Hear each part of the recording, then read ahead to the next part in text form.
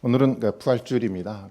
부활주일은 당연히 부활하신 예수님을 기념하고 또 고백하는 또 주일이기도 합니다. 예수님은 부활하셨습니다. 여러분 믿으십니까? 그렇다고 한다면 그 예수님이 우리도 살릴 것을 여러분 믿고 있습니까? 예수님 부활하신 것은 우리를 살리기 위해서, 우리를 살릴 수 있는 그 모습을 보이기 위해서 예수님 부활하셨어요. 예수님 반드시 우리를 살리시겠다라고 오늘 본문의 말씀을 통해서도 예수님은 이야기를 하셨습니다.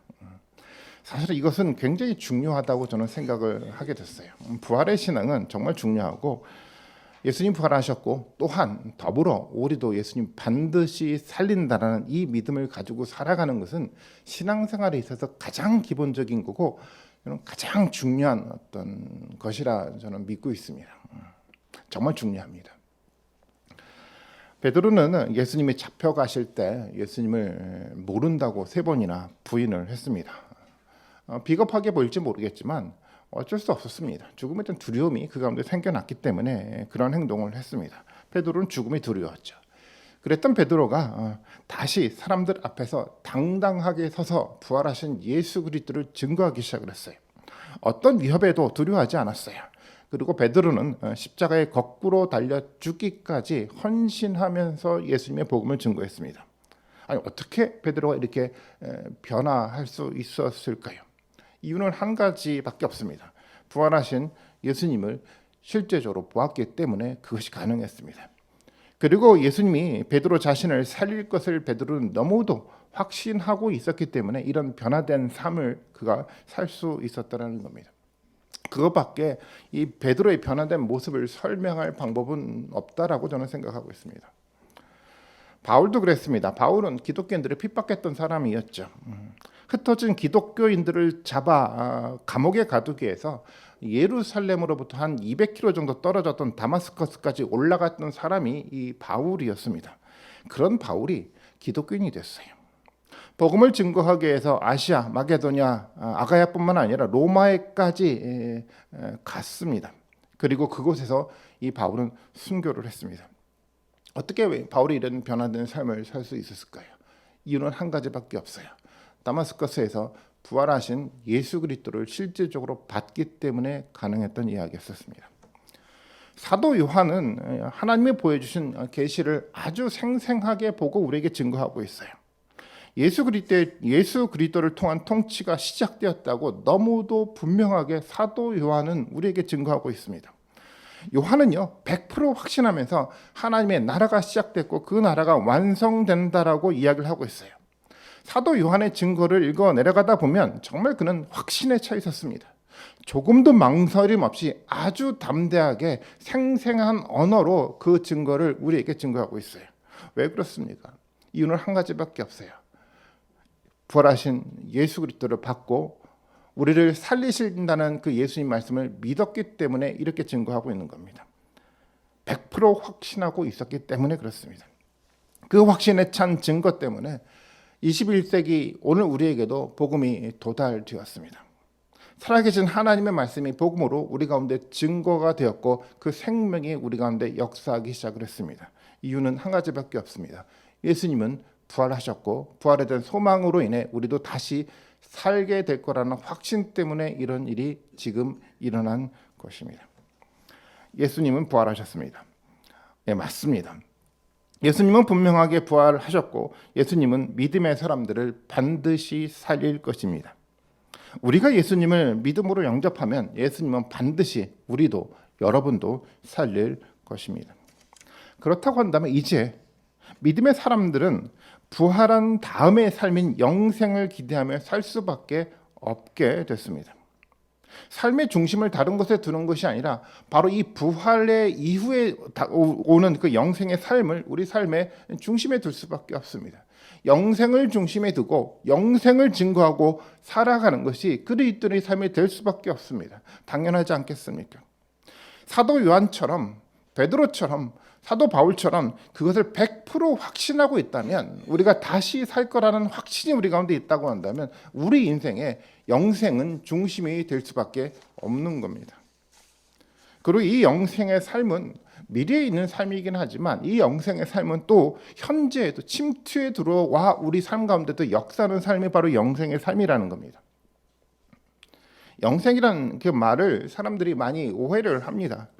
영생이라는 말을 단순하게 영원히 끝나지 않는 긴 시간의 삶이라고 단순하게 생각하는 경우가 있더라고요. 영생은 단순히 시간만 긴 그런 삶을 말하는 것이 아니라 불완전한 이 세상이 끝난 다음에 오는 세상의 그 완전한 삶을 말하는 것이 바로 이 영생의 삶입니다. 세상 사람의 통치, 사단의 통치가 끝나고 오직 예수 그리스도의 통치에 의해서만 만들어져가는 그 완전한 삶이 바로 이 영생의 삶을 말하는 겁니다. 그래서 이 영생은 지금 우리가 살아가는 삶 속에서도 경험됩니다. 우리 안에서 사단의 통치가 중단되고 예수 그리스도의 말씀을 통해 예수 그리스도의 통치가 우리 가운데 시작되고 있다고 한다면 그 영생의 삶은 우리 삶 가운데도 들어오기 시작을 합니다. 그래서 우리는 지금도 미래뿐만 아니라 지금도 이 신비한 영생의 삶을 경험할 수 있게 됐습니다. 예수 그리스도의 사랑이 실현되고 예수 그리스도의 용서와 화해로 만들어져가는 그런 삶을 통해서 이 세상 가운데 참된 평화가 생겨난다고 한다면 그 속에서 우리는 영생을 경험할 수 있습니다. 물론 완전하지 않습니다. 그래도 괜찮죠. 왜냐하면 요한이 확신하고 있는 것처럼 예수 그리스도의 통치는 결코 중단되지 않고 계속 진행되며 완성될 것이기 때문에 그렇습니다. 지금 우리가 경험하고 있는 영생의 삶이 완전하게 보이지 않는다고 하더라도 괜찮습니다. 예수 그리스도가 완성해 나갈 그 위대한 나라와 더불어 이 영생의 삶을 우리 가운데 완전하게 성취되기 때문에 그런 겁니다. 그래서 미래뿐만 아니라 현재의 삶에서도 우리는 영생의 삶이 중심이 될 수밖에 없는 겁니다. 영생의 삶을 통해 우리는 행복을 기대하며 살 수 있게 됐습니다. 저는 이것이 신앙 생활이라고 생각합니다. 어떻습니까? 지금 예수님의 부활을 여러분 믿고 있습니까? 그렇다고 한다면 이 영생이 우리의 삶의 중심의 자리를 잡고 있습니까? 이 영생의 삶을 살기에 우리는 그 무엇보다도 하늘의 말씀, 예수 그리스도의 말씀을 들어야 합니다. 예수 그리스도의 말씀은 이 세상에서 온 세상의 이야기가 아니죠. 이 세상의 학문과 이 세상의 법과 윤리에서 온 것이 아니라 이 말씀은 차원이 다른 하늘에서 온 생생한 하늘의 이야기였습니다. 여기서 하늘이라는 말은 단순하게 우리 눈에 보이는 저 하늘을 의미하지 않습니다. 상징적인 언어죠. 하늘이라는 말은 초월적 세상을 말하는 겁니다. 우리가 가진 이성과 감각기관으로는 온전하게 알 수 없는 세상이긴 하지만 그렇지만 세상에 실제로 존재하고 완전한 세상을 의미하는 그 곳이 바로 이 하늘이라는 단어입니다. 그 하늘에서 가장 위대한 말씀을 예수님이 직접 가지고 오셔서 우리에게 그 말씀을 증거하셨고 그 말씀을 우리에게 표징으로 우리 가운데 실제적으로 보여주셨습니다. 이 하늘의 말씀을 우리가 들어야 됩니다. 그런데 그렇지 못한 사람들이 있어요. 하늘의 말씀을 세상의 말씀으로 둔갑시켜서 들었던 사람들이 있었습니다. 그들은 예수님을 하늘에서 온 하나님의 아들로 보지 않았어요. 그래서 그들은 예수님의 말씀을 하늘의 말씀으로 믿고 받아들이지 않았습니다. 하늘의 세상을 보지 못했어요. 요한복음 6장 41절과 42절 말씀 봐볼까? 이렇게 얘기를 하고 있어요. 유대인들은 예수께서 내가 하늘에서 내려온 빵이다 하고 말씀하셨으므로 그분을 두고 수군거리면서 말하였습니다. 이 사람은 요셉의 아들 예수가 아닌가? 그의 부모를 우리가 알고 있지 않는가? 그런데 이 사람이 어떻게 하늘에서 내려왔다고 하는가? 라고 얘기를 하고 있어요. 수군거리기 시작했어요. 우리 눈으로 봤는데 저 예수는 우리가 알고 있는 요셉과 마리아의 아들이라고 그들은 이야기하기 시작을 했어요. 그들의 눈에 보이는 것들만 가지고 예수님을 판단했습니다. 그래서 하늘에서 온 예수님 말씀을 그들은 믿음으로 받아들일 수가 없었습니다. 요한복음 6장 36절 말씀인데요. 같이 한번 읽어보겠습니다. 시작.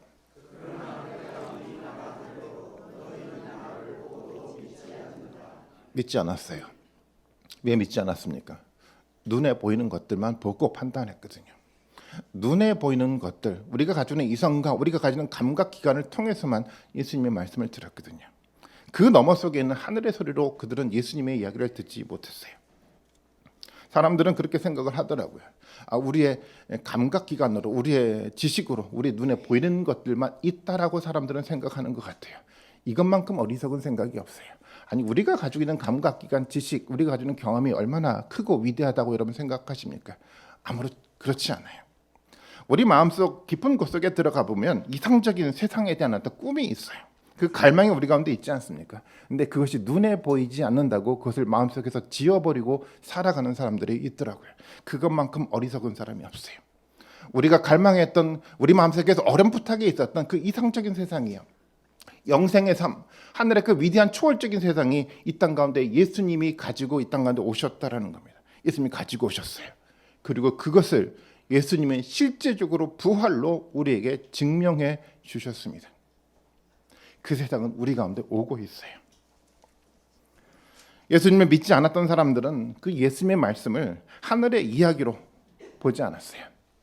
단지 눈에 보이는 이야기로만, 그들은 땅의 이야기로만 예수님의 이야기를 들었습니다.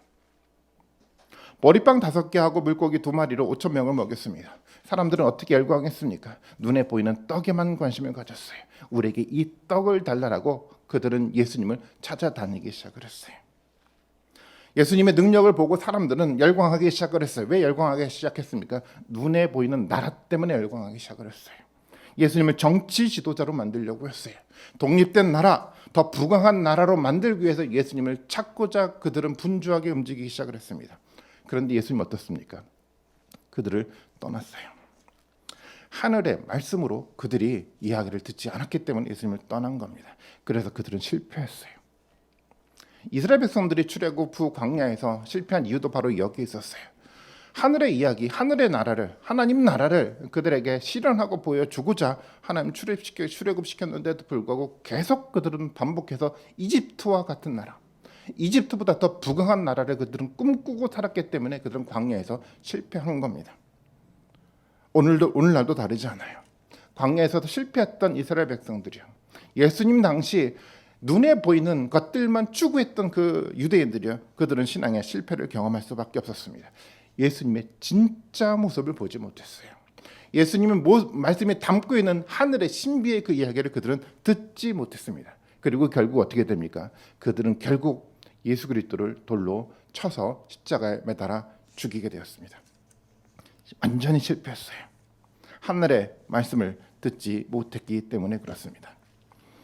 과거 이스라엘 백성과 유대인들만 그런 삶을 살아갑니까? 아니, 오늘 우리도 그렇게 살아갈 수 있어요. 오늘도 이런 똑같은 실패의 반복을 하고 있습니다.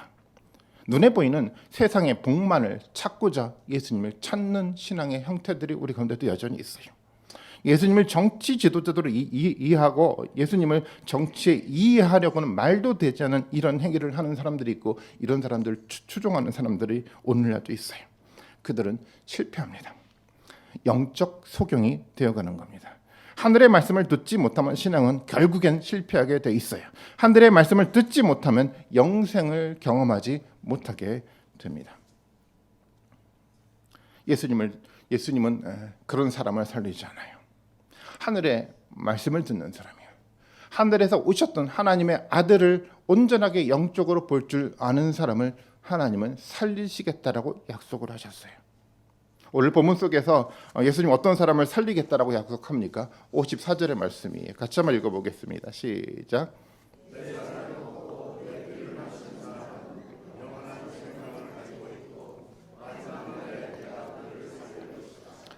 마지막 날에 나를 살릴 거래요. 어떤 사람을요? 내 살을 먹고 내 피를 마시는 사람은 영원한 생명을 가지고 마지막 날에 예수님이 살리시겠다라고 약속하셨어요. 예수님의 살을 먹고 피를 마시는 사람이요, 어떤 사람을 말하는 겁니까? 오늘 우리가 하게 될 성찬에 참여하는 사람들을 의미합니다. 이것을 우리가 또 잘 알아야 되죠. 성탄식 때 하는 우리 빵과 포도주는 예수님의 살과 피를 의미하는 거잖아요. 근데 예수님의 살과 피를 먹는다는 것은 궁극적으로 무엇을 먹는다는 이야기입니까? 하늘의 말씀을 먹는다는 이야기잖아요. 세상의 말씀으로 둔갑시켜 세속화된 그 말씀을 먹는다는 것이 아니라 생생한 하늘의 이야기를 예수님으로부터 받아 먹는 것을 의미하는 단어입니다. 그 말씀을 먹어야 돼요. 그 말씀을 먹을 때 예수 그리스도는 우리를 살립니다. 그리고 또 신비한 일이 우리 가운데 일어나기 시작을 해요. 56절의 말씀이에요. 이 말씀도 같이 한번 읽어보겠습니다. 시작.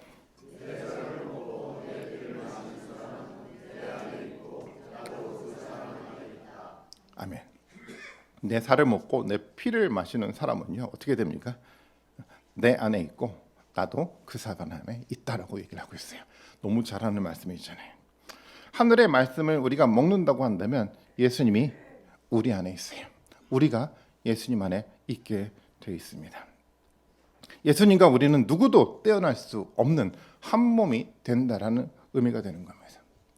성부와 성자와 성령이 하나의 몸을 이루는 신비한 연합체로 존재하는 것처럼 우리도 그 신비한 연합체 예수 그리스도를 통해서 동참하게 된다라고 예수님은 약속하고 있어요. 저는 이 신비가 어떤 것인지 사실 저는 아직 잘 모릅니다. 하지만 분명하게 아는 것은 뭐냐면 세상에 그 어떤 위대한 사랑과의 만남과는 비교가 되지 않는 만남이에요. 세상에 그 어떤 모든 만남을 능가하는 가장 위대한 만남이 바로 이 만남이라는 겁니다. 신비롭지만 그 위대한 실제의 관계가 예수 그리스도를 통해서 우리 가운데 주어진다라고 약속을 하셨습니다. 그 신비의 관계에 들어가게 된다고 한다면 우리는 그래서 어떤 삶을 살게 됩니까? 당연하죠. 이제는 우리의 뜻이 아니라 이 관계 속에 이 관계를 만들어갔던 하나님의 뜻에 따라 살아갈 수밖에 없게 됩니다. 여러분 당연한 건 아닙니까? 우리가 예수님 안에 거하고 우리가 삼위일체 하나님의 영적 신비의 관계에 동참하게 된다고 한다면 우리가 어떤 인생을 살아가게 될까요? 하나님, 내가 이 뜻을 세웠으니까 내 뜻에 따라 이 신비의 관계가 만들어져 가야 됩니다라고 여러분 주장하시겠어요? 아니, 그렇지 않아요. 이 신비의 관계에 동참한 사람은 이렇게 고백할 수밖에 없습니다. 하나님, 내 뜻이 아니라 하나님의 뜻에 따라 내가 살아가겠습니다라고 고백할 수밖에 없어요. 너무도 당연하지 않습니까? 예수님도 이런 말씀을 하셨더라고요. 요한복음 6장 38절과 39절의 말씀인데 이렇게 표현하고 있습니다. 그것은 예수님이 내 뜻을 행하려고 하늘에서 온 것이 아니고 나를 보내신 분의 뜻을 행하려고 이 땅에 왔다라고 예수님을 얘기를 하고 있어요. 삼위일체 관계 속에 있던 예수 그리스도는 마찬가지였어요.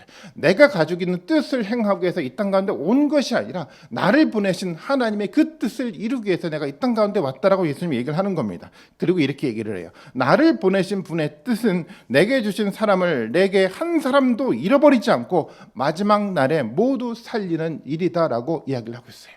하나님의 뜻은 어떤 뜻입니까?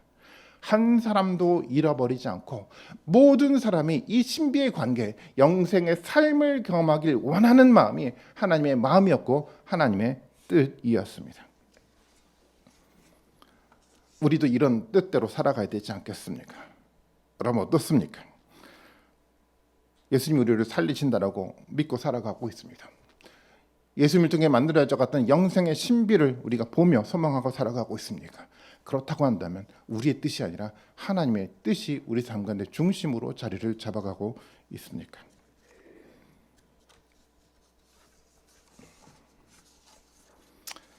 하나님의 신비의 관계가 우리 속에 있고 그것 가운데 동참한 우리 모든 분들이 되셨으면 좋겠습니다.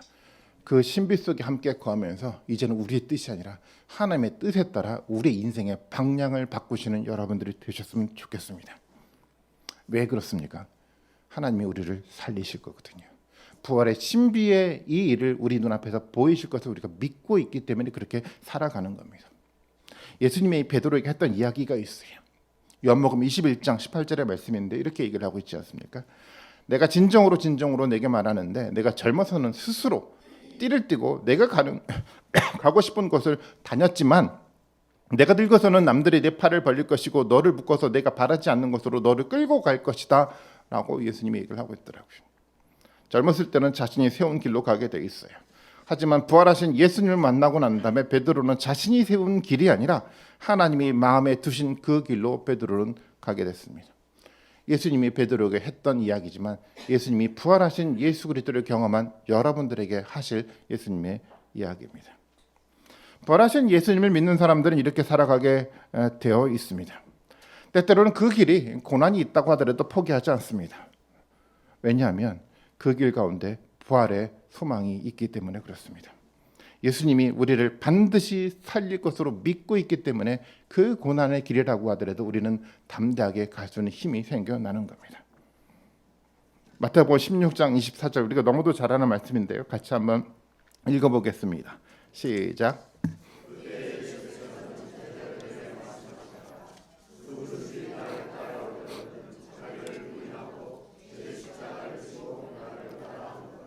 아멘. 누구든지 나를 따라오려거든 어떻게 살아갑니까? 예수 그리스도와 더불어 살아가길 원한다고 한다면, 예수님이 반드시 살릴 것이라는 이 믿음을 가지고 살아가게 된다면 자기를 부인하고 십자가를 지고 예수님을 따라가는 겁니다. 이게 예수님이 우리에게 원하시는 길이었어요. 부활의 소망을 가지고 살아가는 삶의 모습이 바로 이런 삶의 모습인 겁니다. 자기 십자가를 지고 살아가는 것이 쉽지 않아 보입니다. 사실 그래요. 때때로는 쉽지 않아 포기하고 싶을 때가 사실은 많아요. 포기하고 싶을 때 여러분 꼭 기억해야 될 이야기가 있습니다. 이 십자가의 길을 예수님이 먼저 가셨습니다. 우리의 죄를 용서하기 위해서, 우리에게 영생의 삶을 선물하기 위해서 죄가 없으신 하나님의 아들 예수 그리스도가 십자가를 먼저 지고 가셨습니다. 우리를 위해서요. 그리고 그 십자가의 길에 예수님이 우리와 함께 거하고 있습니다. 하늘의 말씀을 우리에게 매일매일 들려주면서 그 십자가의 길에 예수님이 동행하고 있어요. 그래서 우리가 갈 수 있는 거예요.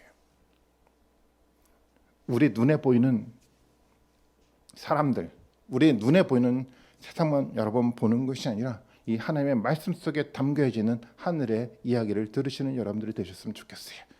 넉넉히 갈 수 있습니다. 예수님이 가셨던 길이고, 그리고 그 길 속에서 예수님이 승리하셨고 부활하셨고, 그리고 예수님이 함께 더불어 우리와 그 길을 걸어 가시기 때문에 우리는 넉넉히 그 길을 갈 수가 있습니다. 두려워서 피하지 마시고 하늘의 말씀을 듣고 예수 그리스도와 그 길을 걸어가시는 우리 모든 분들이 되셨으면 좋겠습니다.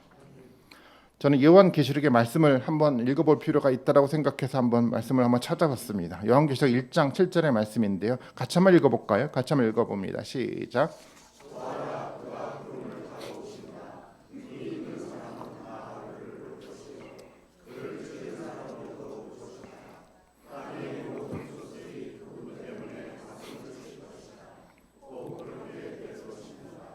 아멘.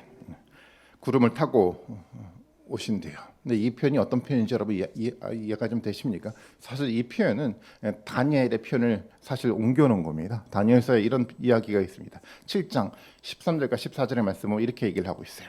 내가 밤에 이런 환상을 보고 있을 때 인자 같은 이가 오는데 하늘 구름을 타고 와서 옛적부터 계신 분에게로 나아가서 그 앞에 섰습니다. 옛부터 계신 분이 그에게 권세와 영광과 나라를 주셔서 민족과 언어가 다른 뭇 백성이 그를 경배하게 하셨습니다. 그 권세는 영원한 권세여서 옮겨가지 않을 것이고 그 나라가 멸망하지 않을 겁니다. 하늘 구름을 타고 와서 옛적부터 계신 분에게로 나아갔습니다. 그 앞에 뭐를 받았습니까? 옛부터 계신 하나님이 모든 나라의 권세와 영광을 다 이 예수 그리스도에게 주셨어요. 세상에 대한 모든 통치권을 누구에게 주셨습니까? 바로 예수 그리스도에게 주시고 맡기셨다라는 겁니다. 그래서 이 통치는 사라지지 않아요. 이 통치를 통해서 만들어져가는 하나님의 위대한 나라는 결코 멸망하지 않고 소멸되지 않는다라고 다니엘을 통해서 하나님이 보여주셨어요. 예수님도 그 얘기를 하고 있고 사도 요한은 그 이야기를 증거하고 있는 겁니다. 통치권을 하나님으로부터 받았어요. 어떻게 이 통치권을 예수님이 받게 되었습니까? 인간의 죄를 지어서 세상에 사단의 통치가 시작되었어요. 죄는 점점 더 깊어져 가기 시작을 했습니다. 죄의 통치가 더욱더 강력해졌습니다. 그런데 그 세상 가운데 예수 그리스도께서 오셔서 이 십자가의 피 흘리심으로 그 모든 통치의 고리를 끊어내셨습니다. 죄가 믿음의 사람들에게 들어오지 못하도록 완전한 십자가 제사를 예수님이 드리신 겁니다. 이제 사단의 통치는 끝났습니다. 죄의 시대는 종식되었습니다. 이제는 완전한 예수님의 통치만이 시작되고 완성되어 갈 거라고 성경은 얘기를 하고 있습니다. 물론 우리가 계시록을 통해서 나중에 알게 되겠지만 여전히 남은 사단의 통치가 있고 여전히 남은 죄의 통치가 있습니다. 하지만 괜찮아요. 예수님이 시작한 예수님의 통치는 사단의 통치를 마지막 날에 완전하게 종식시킬 것이기 때문에 괜찮습니다. 그리고 그 마지막 날에 예수님이 약속하셨던 것들은 모든 사단의 통치를 종식시키고 믿음의 사람들을 완전하게 반드시 살릴 것이라고 예수님은 약속하셨기 때문에 그렇습니다. 이 약속 앞에 우리가 있는 거예요. 모든 세상의 통치를 끊어내고 하나님의 말씀 위에서 온전하게 완전한 통치가 이루어져가는 예수 그리스도의 통치가 우리 눈앞에 있다라는 겁니다. 그렇다고 한다면 이제 우리가 어떻게 살아가야 될까요? 과거의 모습처럼 사단의 통치 속에 죄의 통치 속에 여전히 연연해하며 우리가 살아가야 되겠습니까? 아니요. 예수 그리스도의 통치 앞에 우리가 살아가야 되지 않겠습니까? 세상의 이야기가 아니라 하늘의 이야기를 듣고 하나님 예수 그리스도의 말씀을 먹으면서 우리가 살아가야 되지 않겠습니까? 어떻게 우리가 그렇다고 한다면 시온소 교회를 세워가야 될까요? 우리가 어떤 모습으로 우리가 어떻게 시온소 교회를 여러분 세워가야 되겠습니까?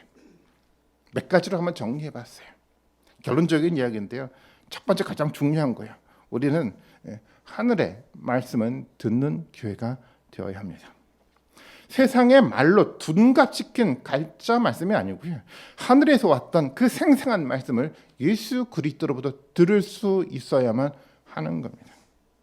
그리고 우리의 뜻이 아니라 하나님의 뜻을 이루면서 우리는 이제 살아가야 되겠죠.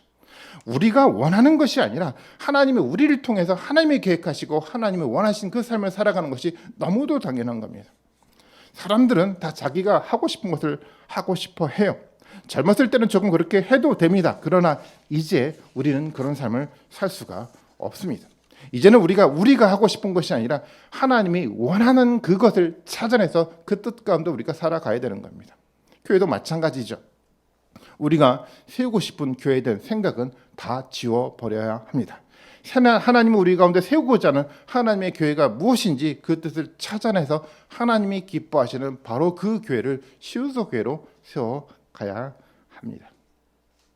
세 번째 가장 중요한 거예요. 무엇보다도 부활에 대한 확신을 가지고 살아가야 돼요.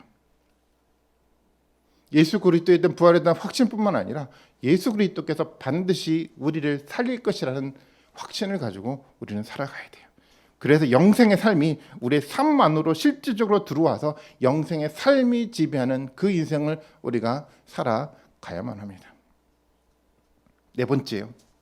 저는 우리 모든 분들이 그래서 시온소 교회에 대한 자긍심을 가져야 된다고 생각해요. 사실 이것은 제 바람입니다. 자긍심을 가졌으면 좋겠어요. 왜 그렇습니까? 예수 그리스도가 우리 안에 거하고 계시거든요. 하나님이 이 자리에 임재해 주셔서 우리 예배를 지금 받고 계시기 때문에 그렇습니다. 세상의 그 어떤 조직과 비교해서 우리의 조직이 평가되는 것이 아니라 하나님이 임재하신 하나님의 공동체, 예수 그리스도가 실제적으로 머리로 존재하고 계신 그 공동체이기 때문에 여러분 자긍심을 가져도 된다라고 저는 생각을 해요. 우리가 자긍심을 가져야지 그 자긍심을 통해서 세상 가운데 이 하나님의 복음이 증거될 수 있는 길이 열려가는 겁니다. 자긍심을 잃어버리면요 절대 복음은 증거되지 않아요. 앞서 말씀을 드렸던 것처럼 예수님은 부활하셨어요. 그리고 그 예수님은 여러분을 살릴 겁니다. 그 살림의 공동체를 만들기 위해서 하나님이 이곳 가운데 하나님의 교회 시온소 교회를 세워주셨어요. 이제는 우리의 뜻이 아니라 우리 생각이 아니라 하나님이 원하시는 생각대로 우리의 모습을 우리의 삶을 만들어 가시는 우리 모든 분들이 되셨으면 좋겠습니다. 하나님의 통치는 끝나지 않아요. 예수 그리스도를 통한 위대한 통치는 지금도 변함없이 신실하게 진행되어 가고 있고 완전하게 이루어질 것을 우리가 믿음으로 고백하고 살아가시는 우리 모든 분들이 되셨으면 좋겠습니다. 그 고백 가운데 그 영생의 신비는 미래에 존재할 것이지만 우리 삶으로 침투해 들어와서 우리 삶들을 지배하고 이끌어갈 것을 확신하고 살아가는 우리 모든 분들이 되시기를 주님의 이름으로 축원드리겠습니다.